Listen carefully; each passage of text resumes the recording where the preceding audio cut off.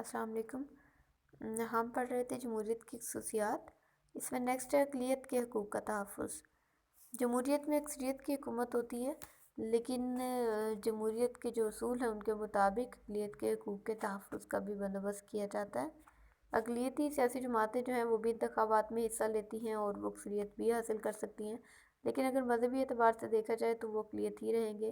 بہرحال ان کے حقوق کے تحفظ کا پورا انتظام کیا جاتا ہے اور مختلف قانون ساز اسمبلیاں جو ہیں ان میں ان کے لیے نشستیں بھی مخصوص ہیں۔ ٹھیک ہے جی، نیکسٹ اقتصادی جمہوریت۔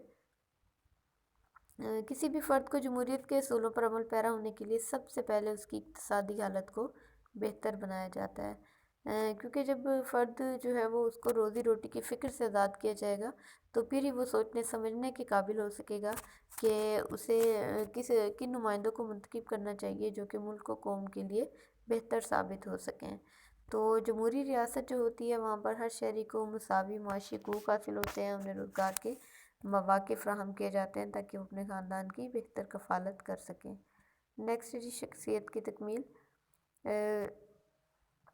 جہاں پر بھی جمہوریت ہوگی وہاں پر فرد کو اس کی شخصیت کی تکمیل کے مساوی مواقع ہونے چاہیے، اس کی تعلیم کا مناسب بندوبست ہونا چاہیے، تمام سہولیات میسر ہونی چاہیے اور قانون کے مطابق ان کے ساتھ عدل و انصاف کیا جانا چاہیے۔ اس کے علاوہ بھی وہ اپنی شخصیت کی نشو و نما کے حوالے سے جو کرنا چاہے کر سکے، اسے کوئی دقت محسوس نہ ہو۔ نیکسٹ ہے آزادی تحریر و تقریر۔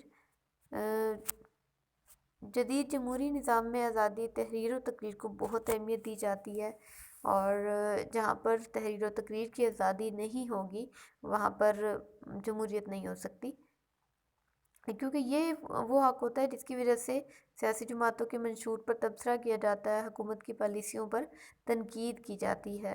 ٹھیک ہے جی، رائے عامہ اور رائے عامہ کی تشکیل کے لیے بھی اس حق کا ہونا بہت ضروری ہوتا ہے، کیونکہ یہ جو آزادی ہے اسی کی وجہ سے جب حکومت قانون بناتی ہے تو قانون بناتے وقت عوام کی منشا کو بھی مد نظر رکھتی ہے، اور عوام بھی اتنے جرأت مند ہوتے ہیں کہ وہ حکومت کی پالیسیوں پر تنقید کر سکتے ہیں، میڈیا آزاد ہوتا ہے وہ حکومت پر تنقید کر سکتا ہے۔ تو جمہوری ریاست میں تحریر و تقریر کی آزادی جو ہے وہ ضروری ہوتی ہے۔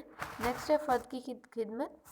جمہوری طرز حکومت میں ریاست کا مقصد جو ہے وہ فرد کی خدمت کرنا ہوتا ہے، کیونکہ جو حکومت میں کے جو ممبرس ہوتے ہیں جو لوگ بھی، ان کو عوام نے ہی منتخب کیا ہوتا ہے، اور یہ عوام کے منتخب نمائندے عوام کے سامنے جواب دہ بھی ہوتے ہیں۔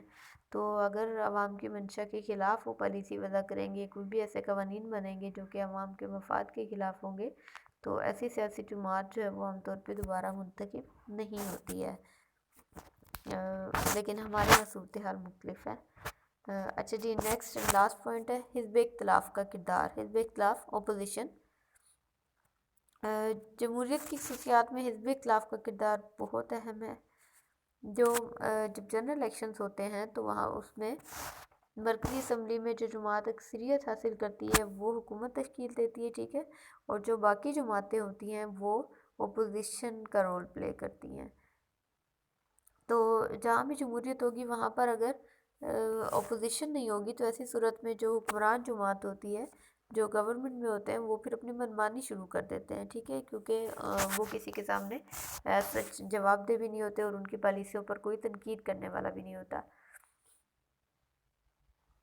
قانون سازی میں جب بھی اکثریتی جماعت جب کوئی مسودہ قانون ایوان میں پیش کرتی ہے تو اس پر باقاعدہ بحث ہوتی ہے، ٹھیک ہے، کوئی بھی بل پیش کیا جاتا ہے اس پر سب سے پہلے ایک ایوان میں بحث ہوتی ہے، رائے شماری کروائی جاتی ہے، پھر اگر وہ وہاں سے اکثریت اس کو منظور کر لیتی ہے، وہ پاس ہو جاتا ہے، تو پھر اس کے بعد وہ دوسرے ایوان میں چلا جاتا ہے، یعنی کہ پہلے اگر قومی اسمبلی میں پیش کیا گیا تو پھر اس کے بعد وہ سینٹ میں پیش ہوگا، پھر وہاں پر بھی اس پر بحث و تمیز کی جائے گی، اور اس کے بعد وہ باقاعدہ قانون بنتا ہے۔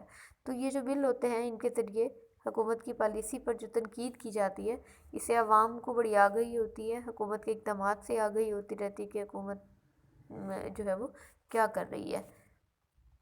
ٹھیک ہے جی، تو یہ تھا حزب اختلاف کا کردار اور جمہوریت کی خصوصیات۔ Thank you.